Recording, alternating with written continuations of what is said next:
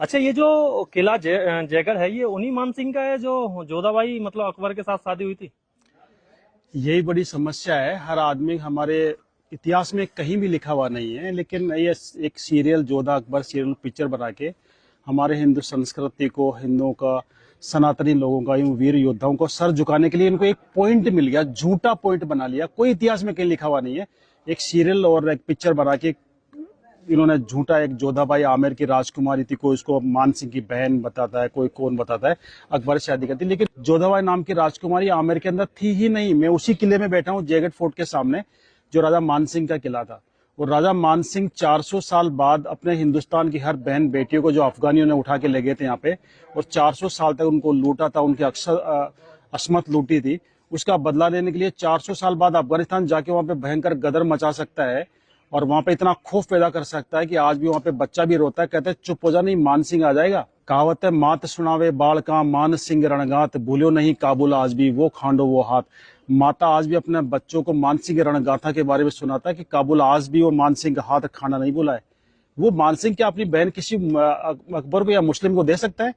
अफगानिस्तान लूटने के बाद उस आदमी ने अपनी लाइफ के अंदर 7,000 मंदिर बना दिए। तो मुगलों के टाइम में जब मंदिर का नाम लेना भी गुनाह था, आज भारत सरकार को 80 साल बाद भी एक मंदिर बनाने में 80 साल लगे, आजादी के बाद एक मंदिर, राम मंदिर बनाने में। उस आदमी ने मुगलों के टाइम में, अकबर के टाइम में, जब मंदिर का नाम लेना भी गुनाह था, उस आदमी ने 7,000 मंदिर बना दिए थे। वो शख्स अपनी बहन किसी मुगल को दे सकता है? गले उतरती है आपके? ये झूठी कहानी बनाई गई है। जोधा नाम की कोई राजकुमारी थी ही नहीं। मैं आज क्लियर कर दूं आपको, जोधा आमेर के अंदर एक दासी पुत्री थी। मान सिंह के फादर का नाम था भगवान दास और भगवान दास के फादर का नाम था भारमल। राजा भारमल की शादी जोधपुर हुई थी, जोधपुर की राजकुमारी से।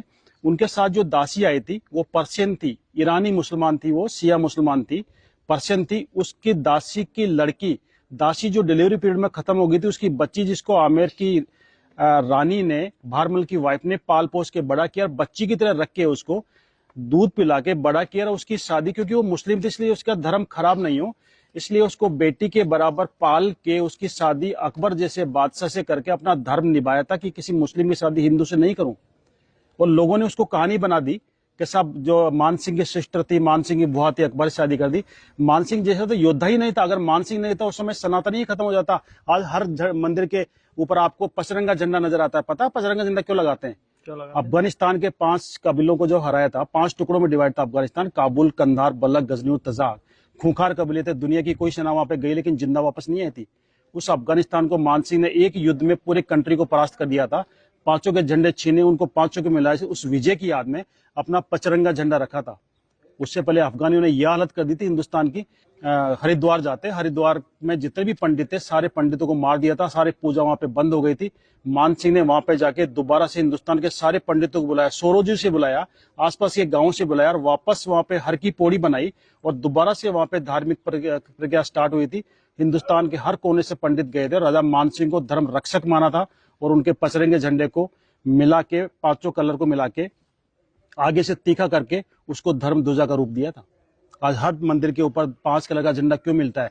ये राजा मान सिंह ने अफगानिस्तान को हराया था, उसी झंडे को धर्म ध्वजा का रूप दिया और राजा मान सिंह को धर्म रक्षक की उपाधि दी। सारे हिंदुस्तान के सब पंडितों ने धर्म बचाया अगर किसी ने तो राजा मान सिंह ने। हमें बदनाम किया जाता है, मान सिंह को बदनाम किया जाता है कि मान सिंह राणा प्रताप का साथ देते, हिंदुस्तान का इतिहास ही अलग होता। मैं बता दूं, अगर माना प्रताप के साथ अगर मान सिंह मिल जाते, उसमें हिंदुस्तान का साउथ पार्ट पूरे अफगानों के अंडर में था और उनको हराना बड़ा मुश्किल था। और उधर से मुगल और आ गए थे, मुगलों के पास वो हथियार थे, तोपे बंदूकें, जो इंडियन के पास किसी के पास नहीं थी।